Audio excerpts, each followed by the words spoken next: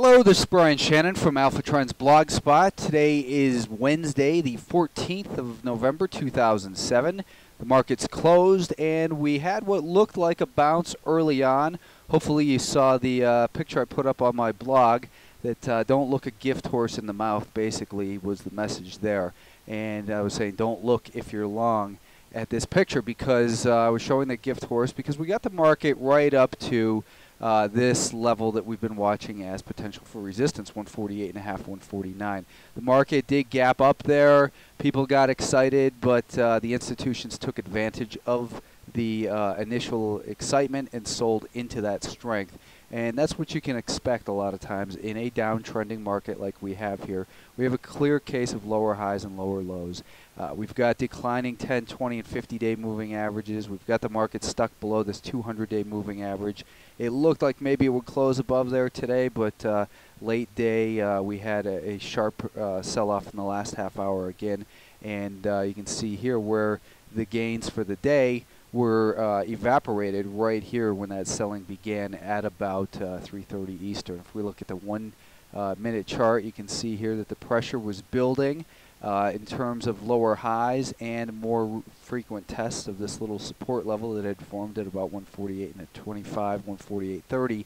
So the sellers were getting more aggressive price-wise as they were not waiting for a bounce up to 149.20 to sell. Instead, they took control of 149.10. Then 149.90, and then 149.85. So this pattern of lower highs shows the sellers getting more aggressive. The more frequent tests of support shows them getting more aggressive. So they're getting more aggressive through price and, right, like I said here, through time as well. You can see the time between these tests took, what is that, about, let's see, we got about 1, 2, maybe 2.5 hours, then another hour and a half, then an hour later. So they're getting more aggressive price-wise and time-wise.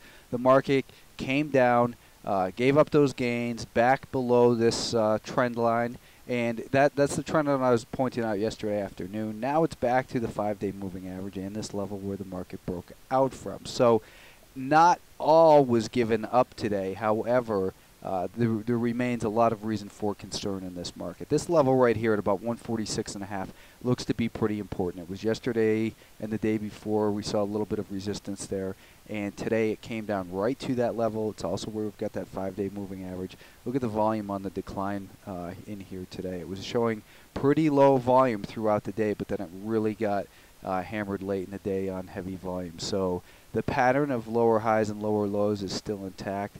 I don't know why that's not changing. Let's just try see if I can refresh it. Anyways, the 30-minute chart doesn't want to refresh.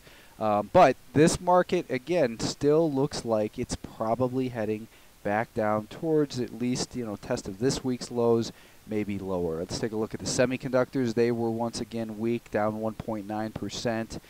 No signs really of any stability in here. They came up to the declining 5-day moving average and continued lower once it broke that support late in the afternoon as well. The IWM, or this market came up and has been flirting with this 78.5 level that has been so important. Let's take a look at that here. 78.5 area right in here.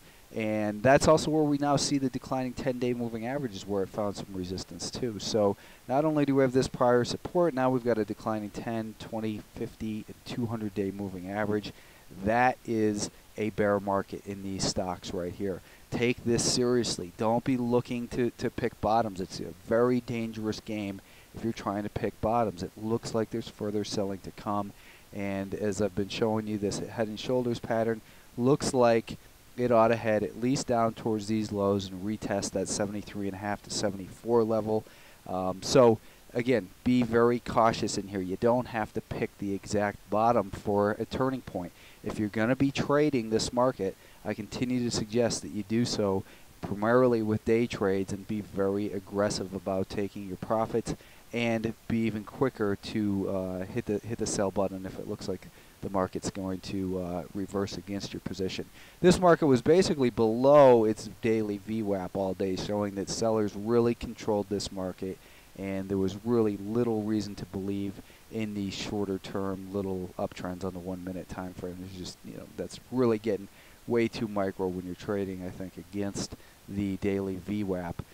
And in particular, when it's telling us the same picture that we're seeing here on this daily time frame that I've just made a mess of with all those lines. But the Nasdaq 100, also, this market was down 1.2%, and you can see couldn't even make it up to that 50-day moving average at least yet. We've got this level here that is again, this is the more important level of potential resistance, but it couldn't even make it up to that 52.5 level. So it's showing the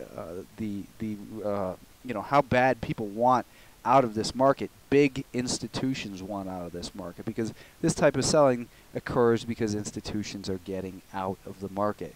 If you look at the 10-minute time frame, found resistance pretty much all day along that declining 10-day moving average. It couldn't take it finally at the end of the day as the pressure built on this little level of support at about 50.70 or so. These lower highs, the pressure built, and buyers pulled their bids, sellers got aggressive, and the market got hit pretty hard late in the day. Came down to this $50 level. Maybe we're going to have some pin strike there for options, I don't know, but this is also similar to the S&P 500.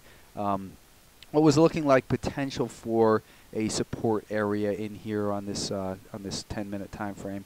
But again, when the primary trend is lower, you can't really put too much faith in an area like this and expect to really be a significant, something that's going to hold as far as any real significance for support or resistance. Let's take a look at Google. Yesterday I said that I thought Google will probably test that 50-day moving average within the next week or so, a week or two, I think I said. But this stock, gapped higher, right up to that 20-day moving average. And if you look back at the blog yesterday, I had posted charts of both Qualcomm and I think it was Cisco from 1999-2000.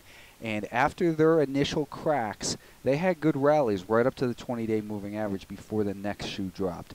Now these stocks look like like Qualcomm and Cisco did back at that time. So take this seriously. I'm not calling a top in here, but it's showing topping signs. We'll only know after the fact. We do still have an advancing 50-day moving average. Usually it takes at least that 50-day moving average to start to flatten out. The market, the 10 and 20-day moving averages get below there. Meanwhile, I think what we're looking at is just going to be a lot of volatility in this market, which makes it a great trading environment.